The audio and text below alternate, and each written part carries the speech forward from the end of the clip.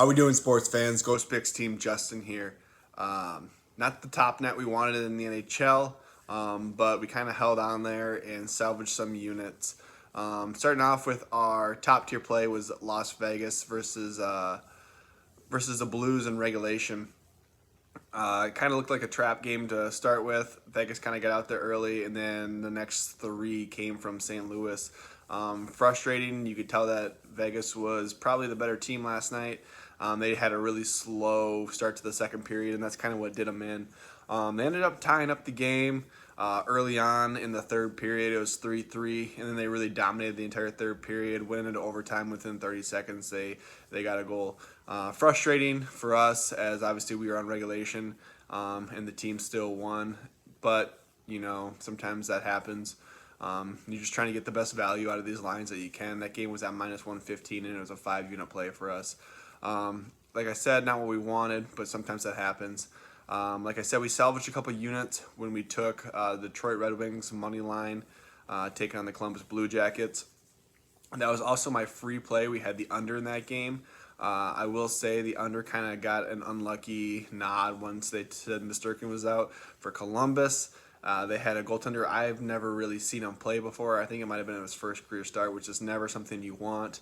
And Columbus came out to an early 2-0 lead. I was, nervous about the under right away because I knew that Detroit was going to have a push, but I was kind of nervous if they weren't going to have a push and we were going to lose the money line and the under play. However, Detroit came back in the second, rattled off 3 goals. They were up 3-2. I was really hoping for a push, and then really late in the third, they kind of got a couple empty netters to finish 5-2. Glad we got the win. Kind of bummed out we missed the free play for you guys. Maybe going back and looking at the goalie matchups after they changed it, when I've gone the under, maybe I probably would have just stayed off the game in general.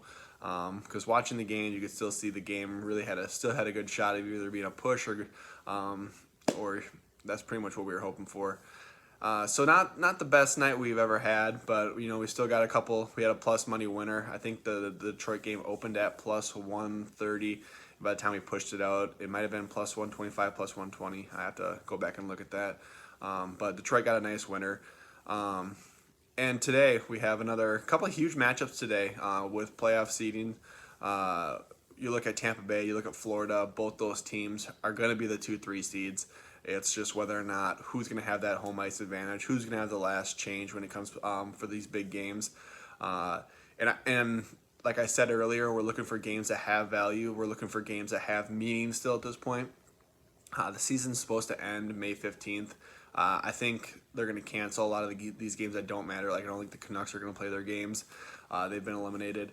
And I think they're just going to kind of pack it in on May 15th. So the big thing for us is going to be finding these games that really matter. And for me, looking at this Tampa Bay, looking at this Florida game, both these teams want to have home ice versus each other. The 2-3 seed in the Central is going to be an absolute monster mashup. I don't know.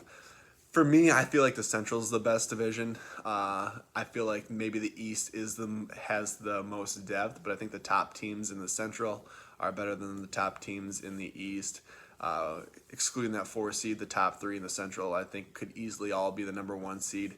In the East, it's going to be very exciting. It's kind of hard to say what's going to happen because you don't see any crossplay this year in the NHL, and all it is you're playing within your division. It could be like the college football where you have a team like the SEC and you just don't even know it yet.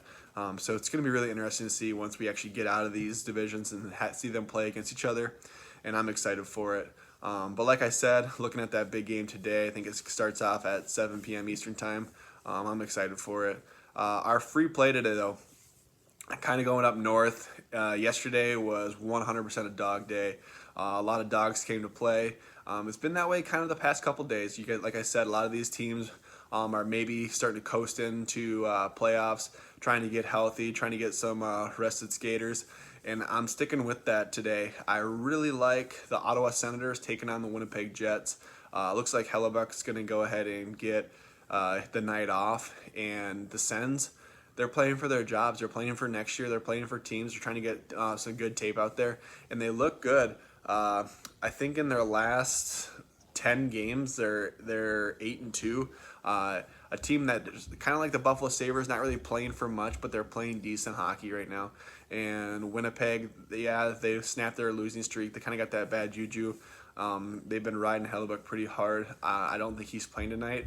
And with the way that the line is, plus 185, I definitely go a little money line on Ottawa tonight.